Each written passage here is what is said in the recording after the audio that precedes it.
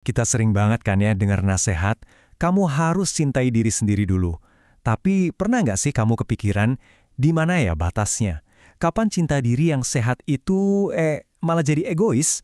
Atau yang lebih parah lagi, jadi gangguan kepribadian narsistik? Nah, dalam beberapa menit ke depan, kita bakal kupas tuntas garis tipis yang sering banget bikin bingung ini.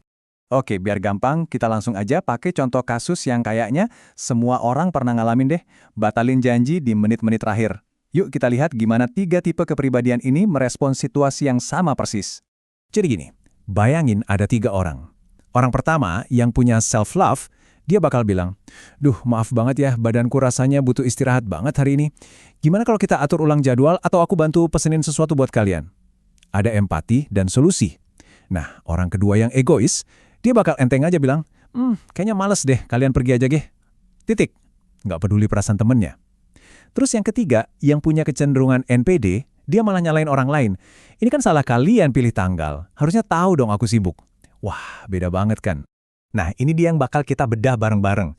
Kita mulai dari definisi dasarnya, terus kita lihat spektrumnya, gimana cara bedanya di kehidupan sehari-hari, sampai kapan sih kita perlu cari bantuan ahli. Yuk kita masuk ke bagian pertama. Kita bangun dulu fondasi pemahaman kita dengan ngenalin satu persatu istilah ini. Oke, pertama, self-love atau cinta diri. Menurut psikolog humanistik legendaris Carl Rogers, ini tuh bukan egois sama sekali. Justru sebaliknya, ini adalah syarat utama biar kita bisa bahagia dan bahkan bisa mencintai orang lain dengan tulus. Ini tentang menerima diri kita apa adanya, baik buruknya, tanpa syarat. Jadi ini fondasi yang super penting. Selanjutnya, egois.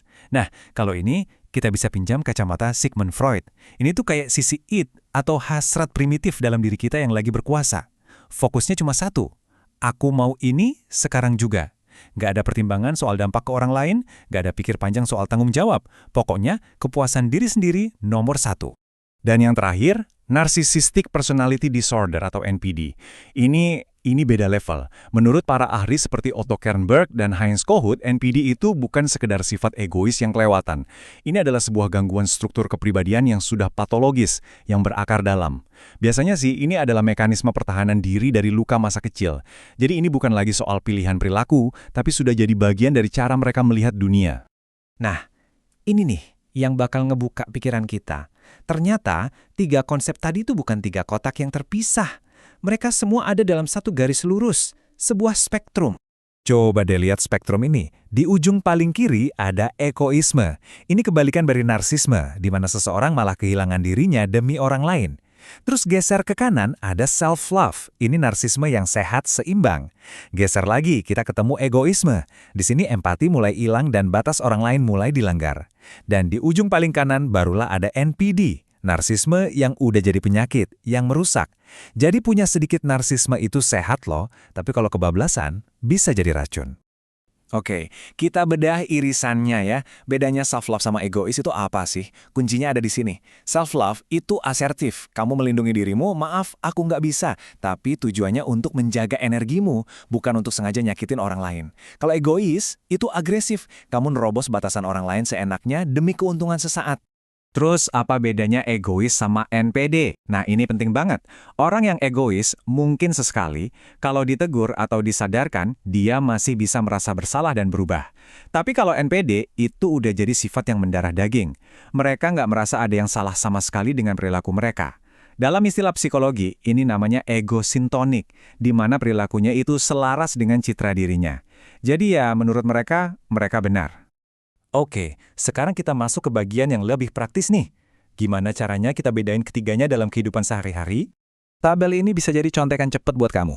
Perhatiin 3 hal. Pertama, polanya. Apakah ini cuma sesekali atau udah jadi cara hidup? Kedua, reaksi mereka pas dikritik. Apakah mereka bisa jelasin dengan tenang, langsung kesel, atau malah ngamuk dan nyerang balik? Dan yang paling penting, ketiga, rasain dampaknya ke kamu. Apakah kamu cuma kecewa tapi tetap merasa dihargai? Atau kamu merasa direpotkan? Atau malah sampai bingung dan ngerasa rendah diri? Perasaanmu itu data yang valid. Kalau kita bedah lebih dalam lagi, perbedaannya makin jelas. Lihat deh sumber harga dirinya. Orang dengan self-love dapat validasi dari dalam dirinya sendiri. Sementara orang dengan NPD, harga dirinya itu kosong. Dia butuh banget pujian dan kekaguman dari luar untuk merasa berharga. Rapuh banget kan? Begitu juga dengan empati dan cara mereka berhubungan dengan orang lain. Beda total. Uniknya, Setiap perilaku ini punya dua sisi mata uang.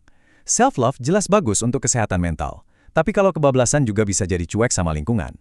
Egoisme kadang-kadang bisa melindungi kita biar nggak dimanfaatin orang, tapi ya risikonya jadi kesepian.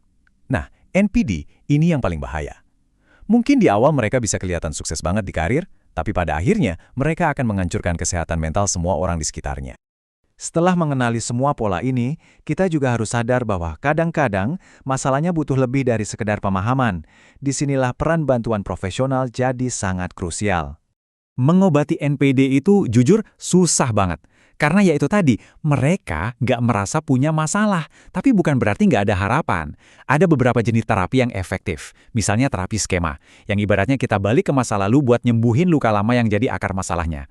Ada juga CBT dan DBT yang bantu mengubah pola pikir dan membangun lagi kemampuan berempati dari nol.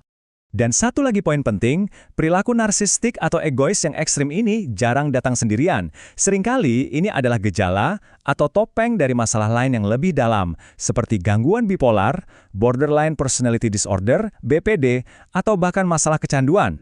Jadi kalau kita simpulkan, semuanya kembali ke tiga hal ini. Apa motivasi utamanya? Apakah ada rasa bersalah? Dan gimana cara mereka berkomunikasi? Orang yang cinta diri bilang, aku butuh. Orang yang egois bilang, aku mau. Dan orang dengan NPD akan bilang, aku adalah. Dari cara mereka bicara aja, niat dibaliknya udah kelihatan jelas banget. Nah, ulasan ini seharusnya ngasih kamu alat buat lebih sadar diri dan sadar lingkungan sekitar. Dan ini membawa kita ke satu pertanyaan terakhir yang mungkin sedikit menusuk untuk direnungkan baik-baik. Jadi, gimana menurut kamu? Setelah dengerin semua ini, kira-kira kamu ada di mana di spektrum ini? Kalau kamu penasaran dan pengen tahu lebih lanjut, coba deh tinggalkan pesan di kolom komentar ya. Kita diskusi di sana.